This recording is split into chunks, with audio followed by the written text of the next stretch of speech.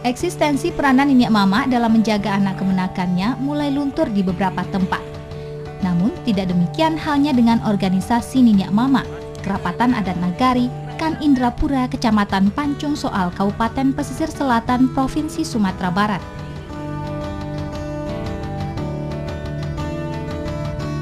Nini Mama nan 20 Kan Indrapura membuktikannya dengan tidak hanya sekedar menjaga dan membina anak kemenakannya.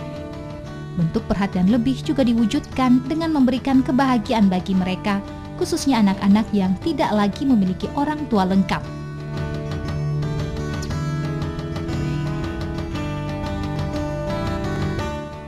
Setiap tahunnya sudah menjadi agenda bagi para pemimpin adat ini mengumpulkan seluruh anak kemenakannya, baik yatim maupun yatim piatu, untuk bertamasya bersama.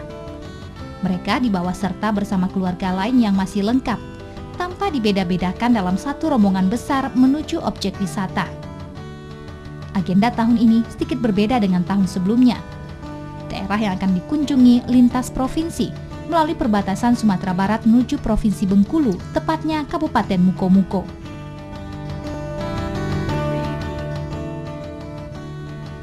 Dalam iring-iringan panjang kendaraan roda 4, wajah-wajah bahagia tampak dari raut muka anak-anak yatim ini.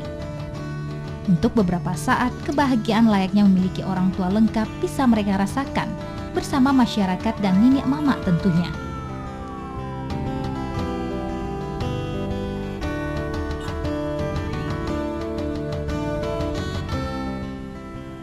Perjalanan menempuh 85 km jarak dari Indrapura Pesisir Selatan menuju Mukomuko Bengkulu ditempuh dalam waktu kurang lebih 3 jam. Tidak terasa, rombongan telah sampai di Taman Wisata Pantai Pandanwangi, Mukomuko, Bengkulu.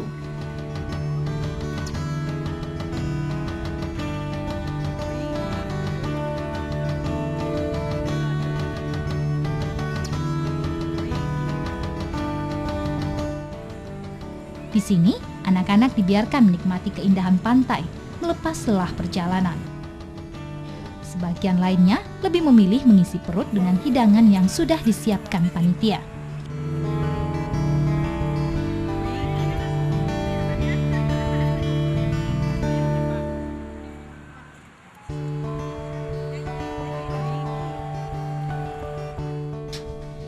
Jika biasanya mereka harus bersabar menahan diri keinginan berwisata bersama, kali ini keinginan tersebut bisa terkabul.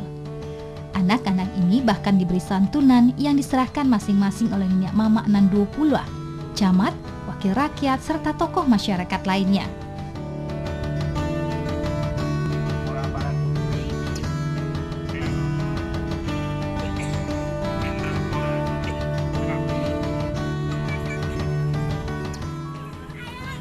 Kebersamaan dan berbagi kebahagiaan inilah yang menjadi tujuan dari kegiatan amal ini digelar. Dengan harapan gerakan moral ini bisa memotivasi yang lain untuk terus menyantuni anak-anak yatim. Perannya satu kewajiban, ya bukan saja masalah tanah, tapi berkewajiban seluruh anak yatim ya dari lingkungan negara dan Indrapura, itu satu kewajiban. Ya. Apa semacam kebiasaan atau tradisi lah yang dilakukan oleh di Indrapura oleh? Adalah terobosan baru baru 2 tahun ya, dua kali, 2 periode disuruh melatihkan, mudah-mudahan setelah kami lakukan sangat kebahagiaan baik posisi masyarakat termasuk kebahagiaan anak yatim itu. Siapa yang dilibatkan di sini, Pak? Oh, dilibat dari Nini Mama Pulus Kunan 20, termasuk Muspika, Pak Wali Negari Indrapura, tokoh-tokoh masyarakat, termasuk masyarakatnya ya Wali Kota Negara Indrapura. Silaturahim dan jamuan persahabatan dengan daerah tetangga menjadi tujuan. Mengapa Mukomuko dipilih untuk dikunjungi hari itu?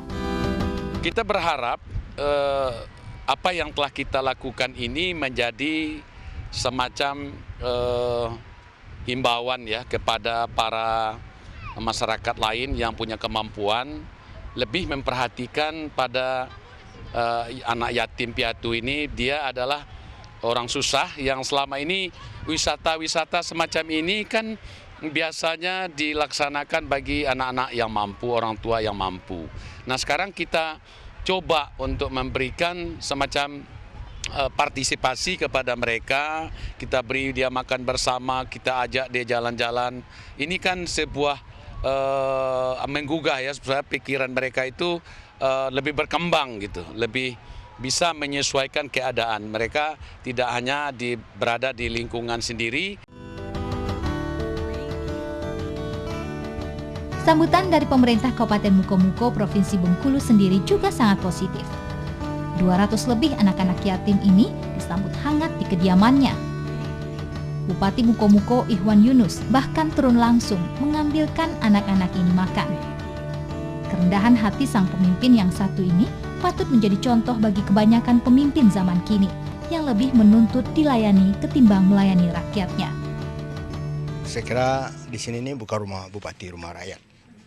Siapa saja boleh datang, ya kapan saja. Kalau ada permasalahan bisa langsung kepada bupati. Bisa turun langsung tadi ikut mengambilkan makanan itu apa yang membuat Bapak? Oh bukan, itu gaya saya. Nah, itu tidak saya selalu cepat dan biasanya ingin memuaskan siapa yang kita layani. Tidak hanya sekedar sambutan hangat sang bupati, anak-anak juga diberi buah tangan sekedar oleh-oleh. Di Pantai Mukomuko, Terus sekarang di mana nih? di Bupati Mukomuko. Gimana? Senang nggak dengan perjalanan hari ini? Senang, Dapat apa aja? dapat baju, makan, dan uang. Sebelumnya pernah dapat perjalanan sejauh ini? Belum. Melihat apa yang dilakukan Kerapatan Adat Nagari, Kan Indrapura, sudah selayaknya organisasi Minyak Mama ini menjadi tauladan, memberikan motivasi bagi yang lain untuk terus berbagi kebahagiaan dengan mereka yang tidak berpunya, agar lebih menikmati indahnya kehidupan ini. Dari Kabupaten Pesisir Selatan dan Mukomuko, Ade Makri Lubis, Agusri, TVRI Sumatera Barat.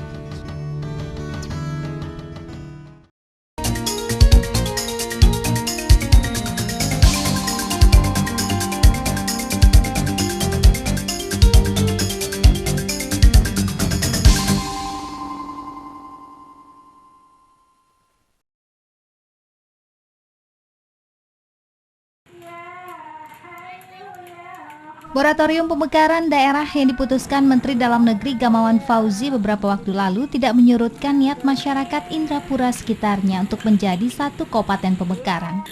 Segala bentuk peraturan yang harus dipenuhi untuk menjadi satu kabupaten baru sudah terus disiapkan. 3 kecamatan yang akan menjadi satu kabupaten nantinya yakni Kecamatan Pancung Soal, Basa Ampe Balai, dan Kecamatan Lunang Silaut kini sudah memekarkan nagarinya menjadi 60 nagari. Pelantikan sejumlah wali nagari tersebut juga akan segera dilakukan dalam pekan ini. Selain telah memenuhi PP 78 dan PP 19 tahun 2008 dalam hal wilayah, jumlah kecamatan dan penduduk, daerah pemekaran Renah Indojati juga sudah mendapat dukungan eksekutif dan sejumlah legislatif di pesisir selatan. Kita sudah melangkah ke situ, jadi artinya selama ini selatan yang direncanakan untuk pemekaran Renah Indojati itu tadinya dasarnya 3 kecamatan, insya Allah dalam waktu dekat kita juga sudah bersepakat dengan pemerintah daerah kabupaten, DPRD semuanya sudah sepakat secara kelembagaan. Nagari sudah selesai dimekarkan dari 3 kecamatan tadi, itu sudah menjadi seluruhnya 60 nagari. Selain dukungan dari DPRD dan kepala daerah dari Kabupaten Pesisir Selatan, diharapkan tokoh masyarakat pesisir selatan yang berkiprah di tingkat nasional dengan menjadi anggota DPD RI dan DPR RI saat ini turut memberikan dukungan di tingkat pusat. Pemekaran menjadi harapan besar mengingat sulitnya memperoleh layanan publik di kabupaten sepanjang 248 km ini. Sebab jarak tempuh menuju ibu kota kabupaten dari kecamatan terjauh memakan waktu hingga 8 jam perjalanan. Dari Indrapura Pesisir Selatan, Ade Makri Lubis, Agusri, TVRI Sumatera Barat.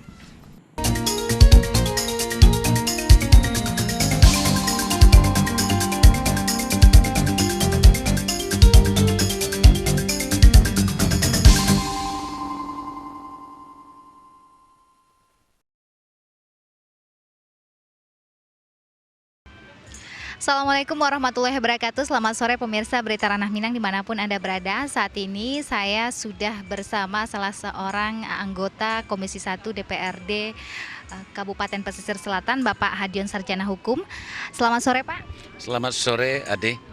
Dan saudara, kami akan berbincang-bincang seputar daerah pemekaran yang masih diperjuangkan terus oleh putra daerah masyarakat khususnya di Indrapura.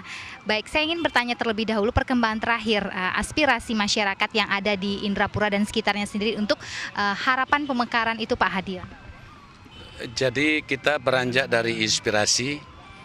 Inspirasi ini kan sejak tahun 2000 itu kan sudah berkembang ya terus menerus. Jadi artinya gerakan pemekaran yang dimaksud itu bukan karena gerakan daripada para tokoh asal muasalnya, tetapi adalah masyarakat itu sendiri yang tadinya memang bercakap-cakap lah ya, melakukan semacam pertemuan kecil-kecilan gitu ya, antar kampung, antar negari, kemudian ditingkatkan dengan antar kerapatan adat daerah selatan. Kemudian inilah di suatu perpaduan pemikiran, sehingga inilah sekarang kelanjutan daripada inspirasi itu kita telah mencoba melangkah sesuai dengan aturan main dan undang-undang yang berlaku. Jadi sekarang pemekaran yang dimaksud yang bernama Kabupaten Renah Indojati yang direncanakan itu sekarang sudah kita melangkah memenuhi peraturan pemerintah, itu adalah PP 78 2007, di mana untuk membuat sebuah kecamatan atau untuk menjadikan sebuah kecamatan kita harus memenuhi PP 78 itu. Bunyinya adalah setiap kecamatan itu harus memimpin pemerintah terendah. Jadi artinya di Sumatera Barat itu 10 negari dan di luar Sumatera Barat itu kan namanya desa. Jadi sekarang kita sudah melangkah ke situ. Jadi artinya selama ini selatan yang direncanakan untuk pemekaran Renah Indojati itu tadinya dasarnya 3 kecamatan.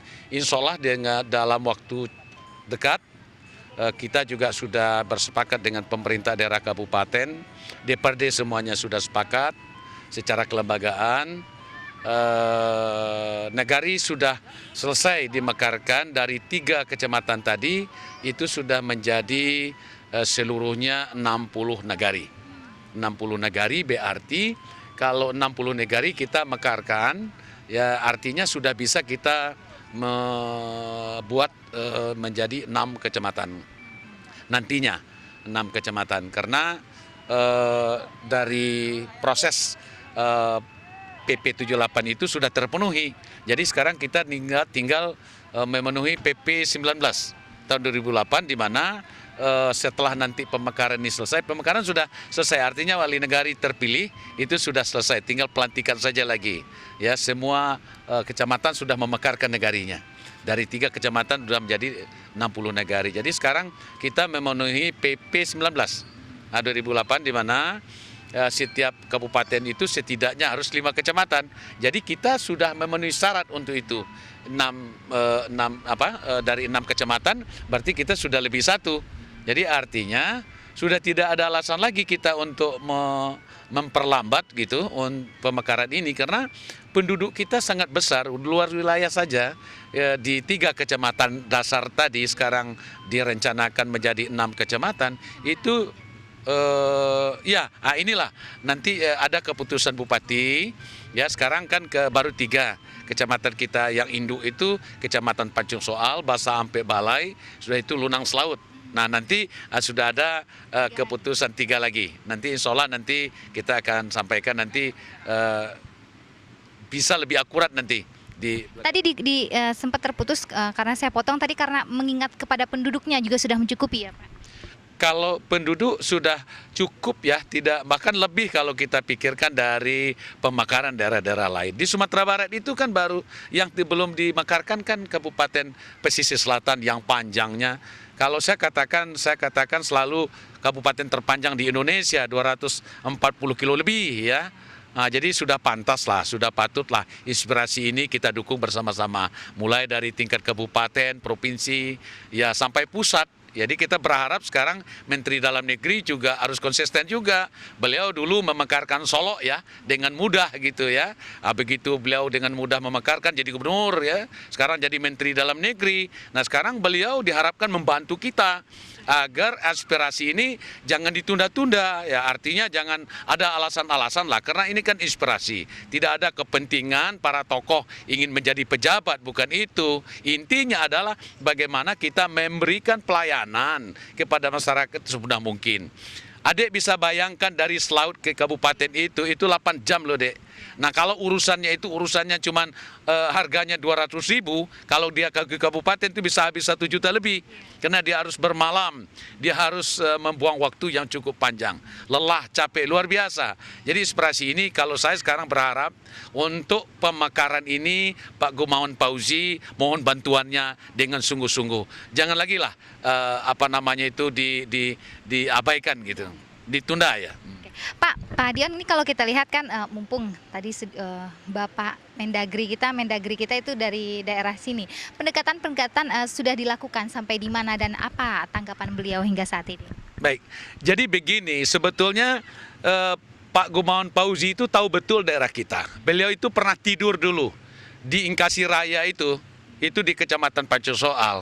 Nah kita di kala itu sebelum beliau jadi gubernur, kita sudah menjelaskan kepada beliau bahwa Pancung Soal ini cukup luas dan cukup besar, cukup panjang Kabupaten Pesisir Selatan. Beliau waktu itu ya sangat merespon waktu itu, tetapi mungkin karena sibuk beliau ya agak terlupa mungkin. Mudah-mudahan dengan adanya perkembangan baru ini, peraturan sudah kita penuhi, mudah-mudahan beliau nanti ingat kembali. Dan pendekatan kita sama beliau cukup baik ya. Sampai saat ini beliau pun masih merespon walaupun beliau lebih hati-hati, kita yakin itu. Tidak apa-apa, yang penting beliau konsisten dengan janji-janji beliau. Saya barangkali berpendapat kalau pemekaran pemerintah daerah itu sudah tercapai, sebetulnya kita tidak fokus kepada permasalahan polemik yang terjadi sebetulnya. Jadi sekarang pemerintah pusat itu yang harus memberikan semacam program-program yang barangkali kepada daerah yang mungkin ada satu daerah mungkin yang kurang lancar, mungkin kurang terperhatikan atau perkembangan kurang bagus. Sebetulnya memang ini yang barangkali perlu kita sikapi juga. Kadang-kadang kan daerah-daerah baru itu kan banyak bupati yang tidak berpengalaman ya. Ini jujur saya katakan. Dia tumbuh dari pengusaha, dia tumbuh bukan dari birokrat. Jadi dia sendiri tidak paham, tidak mengerti tentang masalah aturan main. Bagaimana dia berkomunikasi, bagaimana dia berkoordinasi, bagaimana dia melakukan pendekatan ke provinsi, ke pusat. Bila perlu ke luar negeri, maka itu kita berharap pemekaran kabupaten itu memang kalau bisa yang duduk pertama itu bukan orang yang muncul seketika itu, orang yang tidak berpengalaman dengan pemerintah. Kita berharap Pak Menteri Dalam Negeri harus fokus, kita tidak mengkulturkan supaya harus pegawai, bukan seperti itu. Setidaknya pengalaman pemerintahnya itu penting untuk diperhatikan. Oke, kita lihat Pak untuk beberapa kejadian-kejadian yang sebelumnya pernah terjadi ini seperti yang ada aspirasi di daerah Sumatera Utara, kemudian terjadi ada semacam kasus di situ. Istilahnya di sini bagaimana cara dari Pak Hadian sendiri dan mungkin tokoh masyarakat yang lain memberikan semacam kesabaran kepada masyarakat ataupun juga tokoh-tokoh yang memang punya aspirasi sudah cukup lama ini. Ya, jadi kita sudah mengamati secara tajam, secara baik informasi-informasi secara manual juga kita coba mendekati masyarakat adat, para tokoh masyarakat. Kita melihat mereka sudah sependapat, sudah utuh pemikirannya, pemekaran itu segera harus kita perjuangkan bersama. Jadi mereka mendukung. Bahkan kemarin juga sudah ada pemikiran dari Kabupaten Selatan bagian selatan yang akan direncanakan Kabupaten Renah Indojati ini, bahkan sudah mau berpikir kita bikin koran rakyat. Jadi berita itu selalu nyambung tiap hari. Harapan mereka seperti itu, sehingga komunikasi itu kegiatan-kegiatan daripada presidium yang sebagai ujung tombak perjuangan pemekaran itu, mereka ingin minta informasi terus-menerus.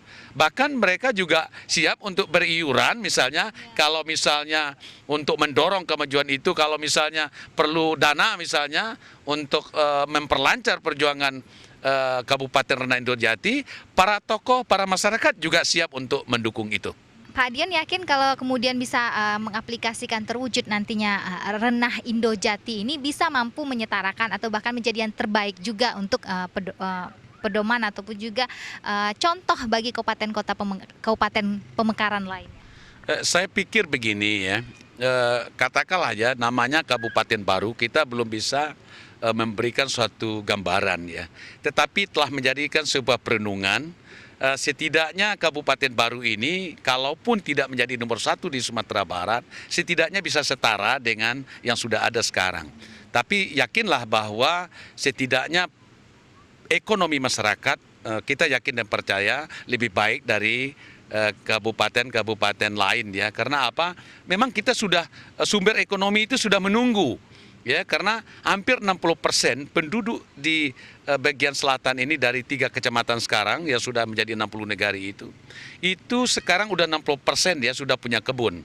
Berkisar 24.000 KK ya, 24.000 KK dengan 200.000 jiwa. Kalau misalnya 2 hektar saja per KK itu mereka sudah bisa nyimpan uang ya, setidaknya itu 4 juta atau 3 juta paling sedikit per bulan. Nah, ini kan bisa kita bandingkan dengan pegawai negeri yang golongan 3 kan, nah, kita udah dapat gambaran. Dan saya yakin dan percaya, kalaupun tidak lebih maju dari Kabupaten Damasraya misal katakanlah, setidaknya nanti ya mungkin ya Pasaman mungkin. Ya, setidaknya Pasaman kan sudah cukup baik juga sekarang. Seperti itu harapan kita. Pak Adian, ada yang mengkhawatirkan di sini posisi daerah pesisir selatan, Kabupaten Pesisir Selatan ini bagian utara dan bagian selatannya itu memang agak sedikit jauh berbeda dari sisi ekonomi masyarakat. Dan ini yang sedikit dikhawatirkan nanti jika kemudian menjadi daerah pemekaran terbagi agak sedikit membuat kesulitan untuk yang di bagian utara ini kan. Oh tidak seperti itu, tidak ada gangguan, sebetulnya lebih menguntungkan nanti untuk Kabupaten Induk. Ya, karena bagaimana juga wilayahnya lebih luas induk kan daripada anaknya seperti itu. Jadi sekarang kalau pemekaran Renah Indojati itu jadi, luas wilayah pesisir selatan cuma 48% dari kita di bagian selatan, yang 52% itu berada di bagian induk. Jadi sebetulnya tidak ada pengaruh sama sekali.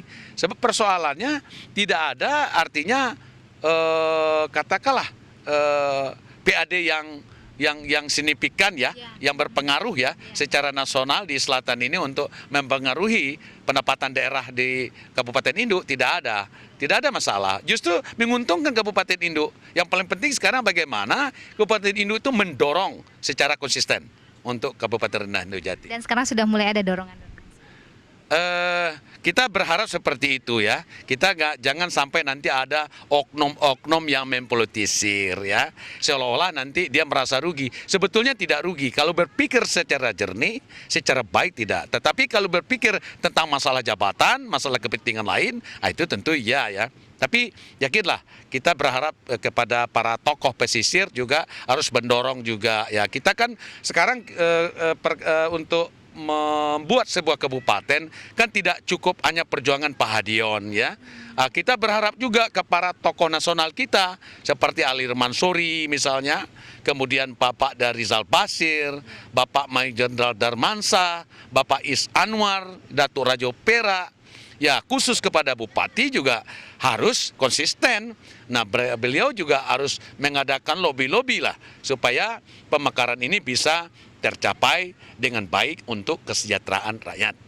Baik, terima kasih untuk waktunya. Dan yang ditanya tentang permasalahan Pak Gomawan Fauzi tentang persoalan kan ada kabarnya kan ada penundaan atau ditutup dulu untuk daerah pemekaran ini untuk sampai saat ini. Itu apakah kemudian ada pengaruh dengan semangat inspirator ya Tos? Oh iya, tidak. Sebetulnya Pak Gomawan Fauzi itu barangkali lebih hati-hati ya, berdasarkan pengalaman beliau melihat dari kabupaten-kabupaten atau kota yang dimekarkan ya. Karena ada satu kabupaten mungkin yang salah urus ya, salah urus. Nah, jadi maka itu saya ulangi lagi, maka itu rakyat juga harus memilih bupati yang mengerti perasaan rakyat, yang mengerti bagaimana dia bisa melobi Kabupaten Induk. ke provinsi, pusat. Bila perlu ya ke luar negeri. Jadi maka itu bupati yang dipilih itu betul-betul mampu menampung inspirasi rakyat dengan sungguh-sungguh. Jadi tidak hanya komunikasinya itu berada di lingkaran kabupaten itu saja. Jadi betul-betul nasional lah. Jadi tidak hanya tertumpu kepada dukungan rakyat saja. Tidak cukup.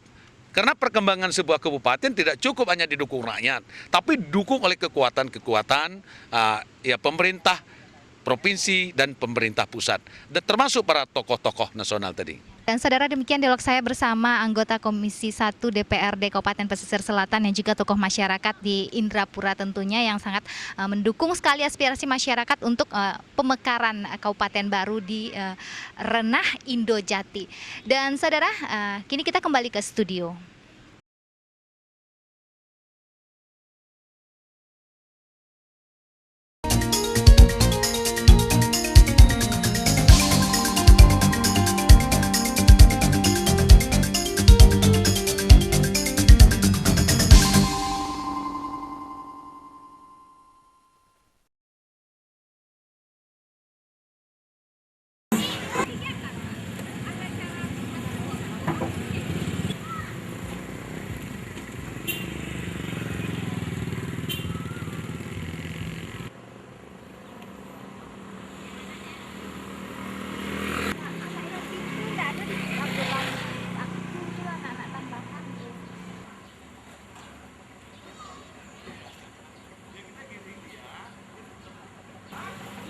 Gimana? Masuk di belakangnya dah, posisinya aja.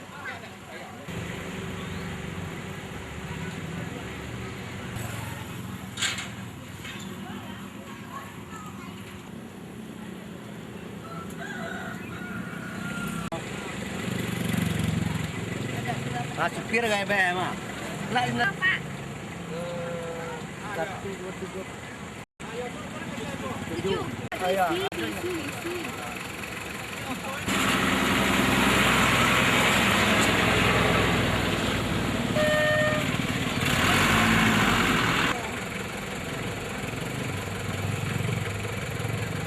Menyatunnya anak yatim, ya kan?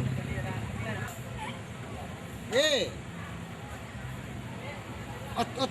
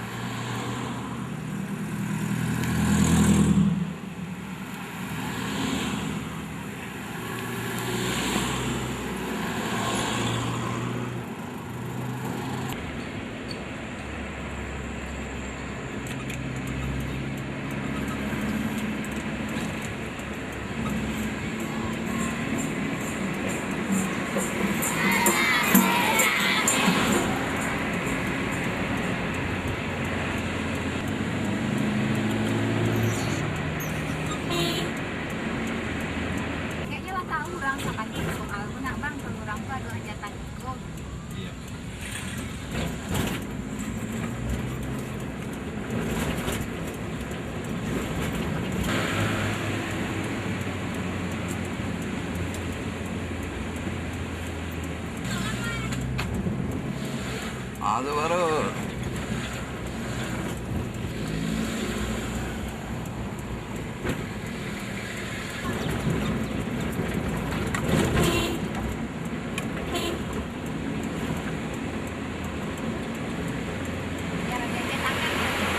Tangan.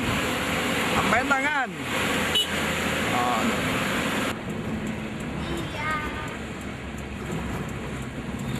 Tangan.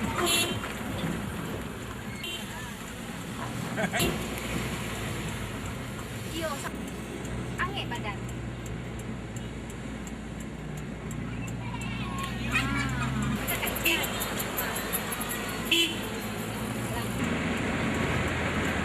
Halo.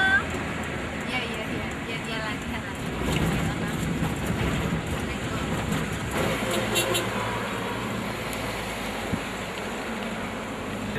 On.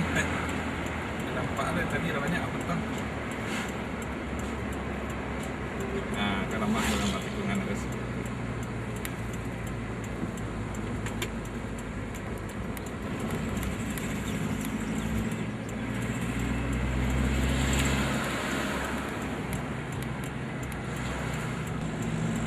Abang itu komandan apa? Tulis kan? Cuma kalau di bagian itu T-nya. Mana ada ini?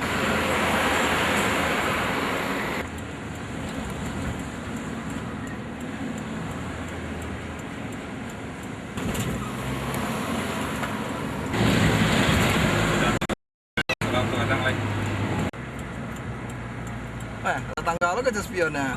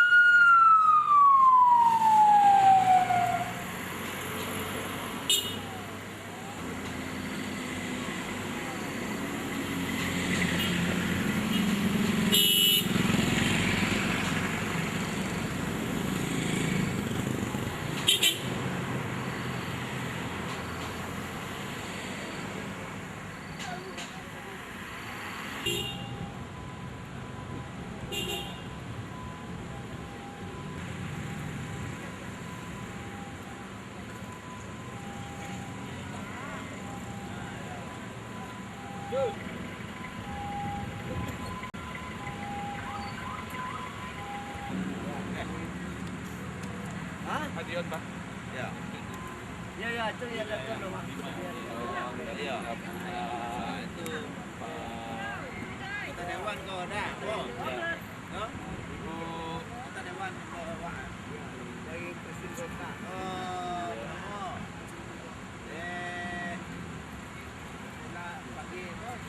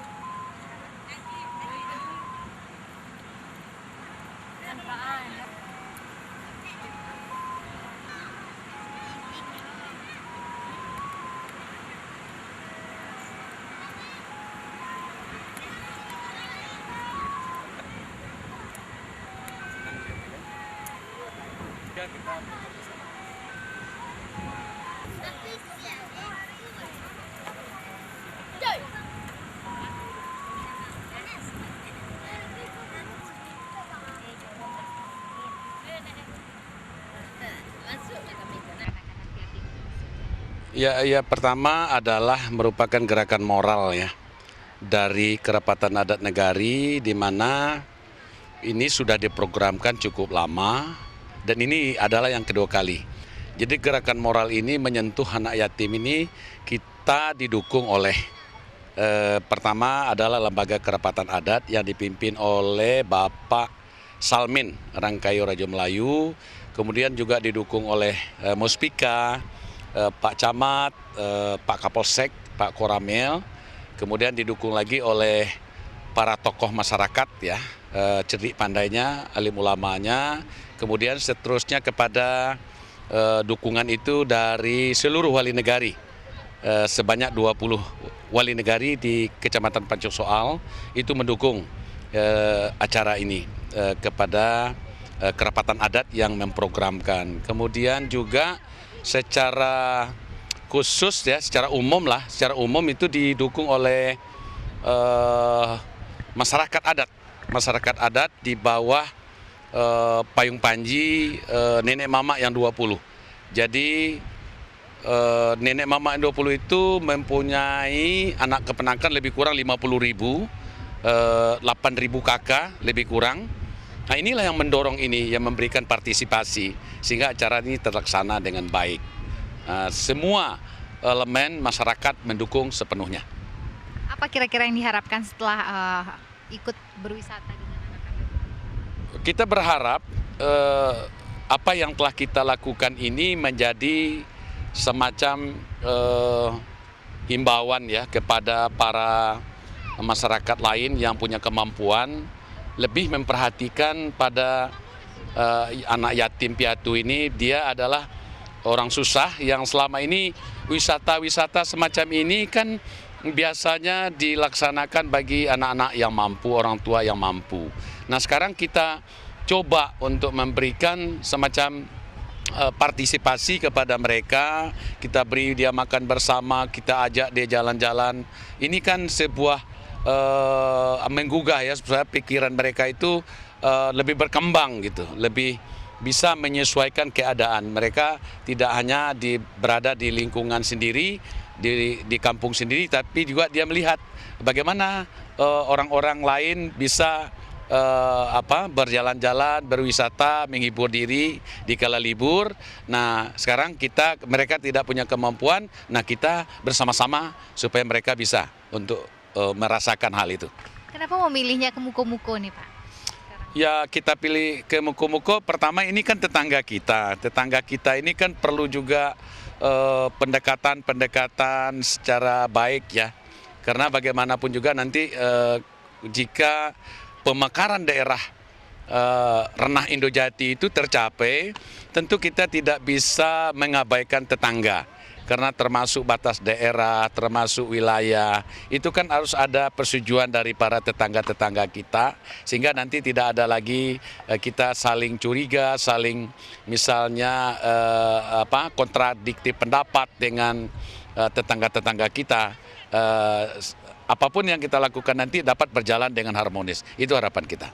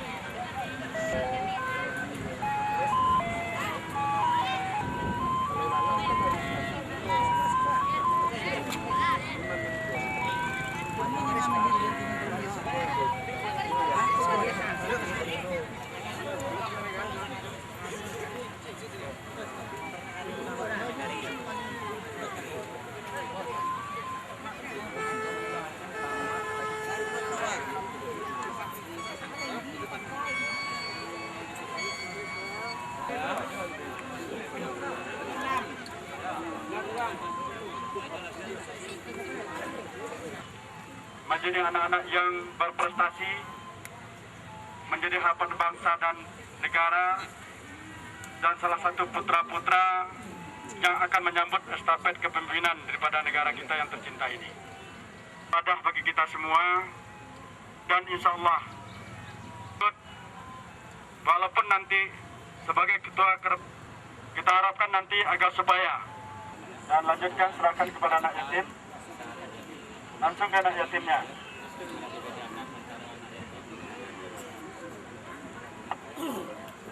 Langsung anak yatim tuh. Langsung dibagi. Ya, tolong diabadikan. Tolong diabadikan. 10 ya. Ini Pak, anak yatim ini kita bawa dari 20 nagari yang ada di Kecamatan Tanjung Roal. Masing-masing negara. Silakan langsung dibagi. Kemudian kami lanjutkan. Dari anggota DPRD. Ya, dari anggota DPRD Kabupaten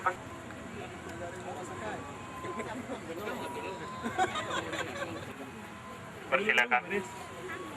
Diserahkan langsung oleh Pak anggota DPRD Kabupaten Pesel dan disaksikan Bapak Camat dari Muko-Muko dan Panjung Soal.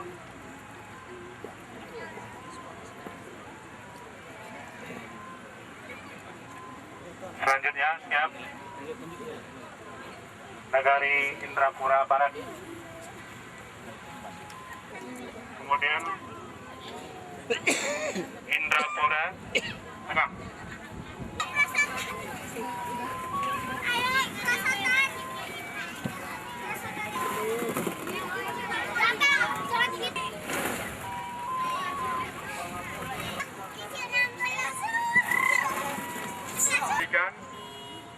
Silakan langsung dibagi uang.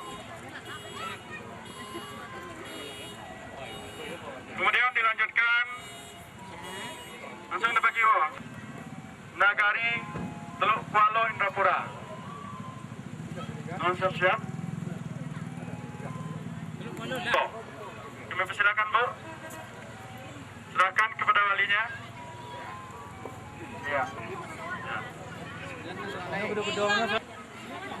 Wali Nagari 3 Sungai Indrapura. Silakan.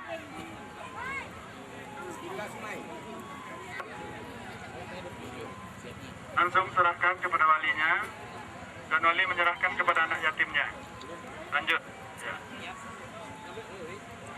Bagus sekali. Kemudian siap-siap Nagari Indrapura Timur. Nah, silakan dibagi langsung. Kemudian siap-siap Nagari Tanah Bakali Indrapura. Tanah Bakali Indrapura kami mohon yang menyerahkannya.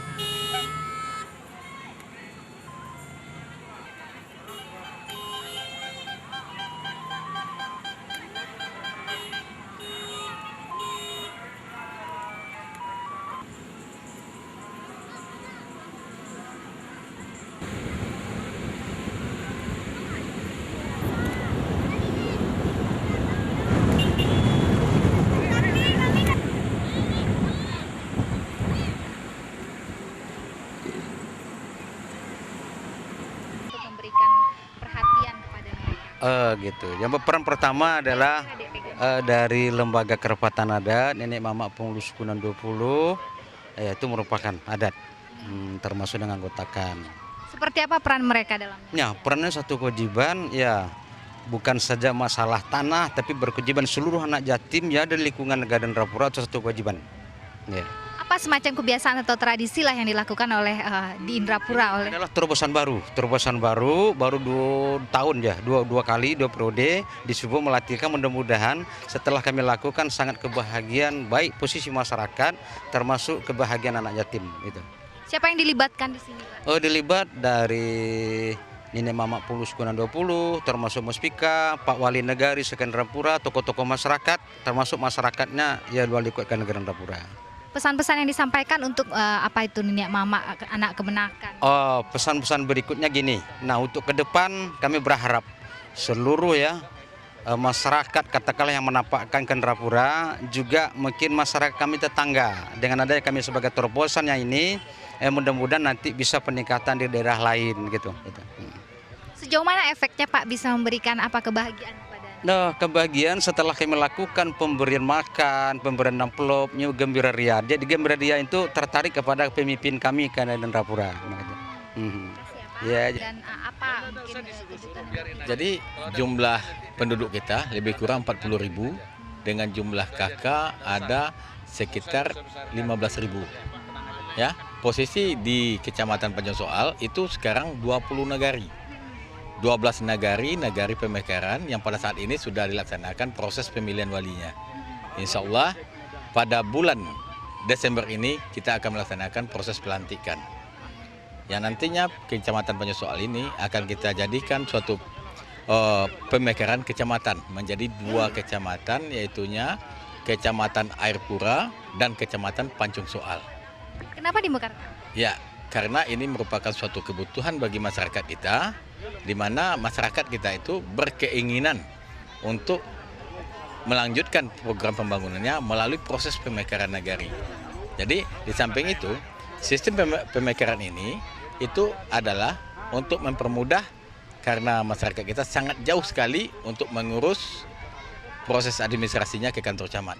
Jadi jaraknya terlalu besar, dan kemudian dilakukan proses pemekaran, insya Allah sekarang sudah berjalan ke proses pengajuan pemekaran kecamatan. Berarti reaksi dari masyarakat?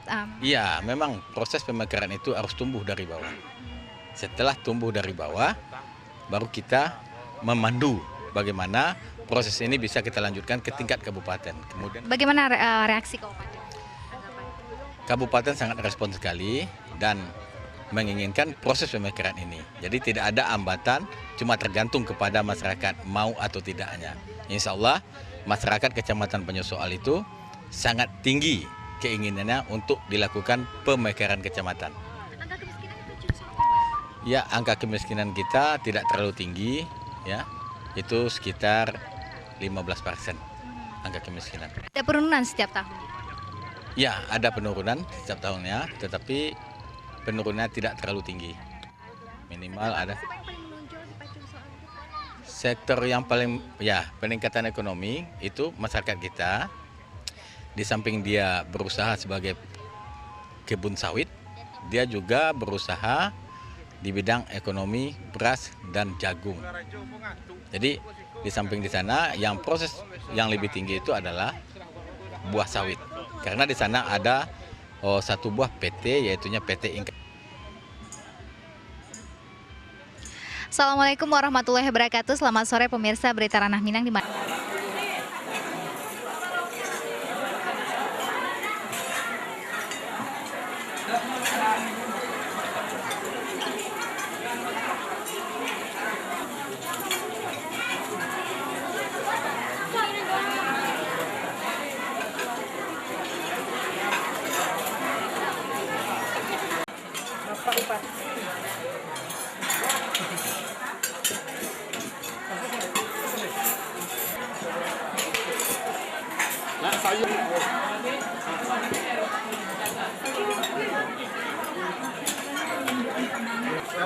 Ya, ada. Ini Pak Bupati menyendok around lah, kan? Bukan semuanya bisa. Luar biasa. Ini luar biasa. Ini baru kita temukan ya. Apa pindah ke Bupati kita menyendok nasi ini ya? Ini bukti.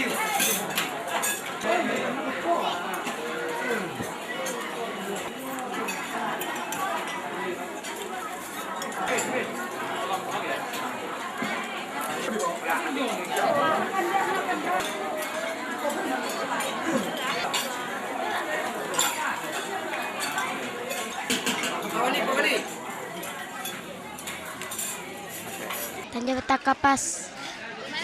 Tanjung Batak Kapas. Tadi sudah mengikuti perjalanan kemana saja? Di Batu, Terus kemana? di tempat laut, Terus sekarang lagi di mana nih? di rumah Wali Nagari. Yaldi tadi perjalanannya kemana aja? Di pantai Muko-Muko, Terus sekarang di mana nih? di Bupati Muko-Muko. Gimana? Senang nggak dengan perjalanan hari ini? Senang, Dapat apa aja? dapat baju, makan, dan uang. Sebelumnya pernah dapat perjalanan sejauh ini? Belum. Senang berarti sekarang ya? Iya, jadi saya kira di sini ini bukan rumah bupati, rumah rakyat. Siapa saja boleh datang, ya kapan saja. Kalau ada permasalahan bisa langsung kepada bupati. Bisa turun langsung tadi ikut mengambilkan makanan Pak membuat Bapak? Oh bukan, itu gaya saya. Nah, itu tidak saya selalu cepat dan biasanya ingin memuaskan siapa yang kita layani. Ini termasuk tuh pelayanan publik sendiri di sini bagaimana? Kita sudah punya kantor pelayanan terpadu satu pintu. Jadi izin-izin itu dalam waktu yang 1-2 hari selesai.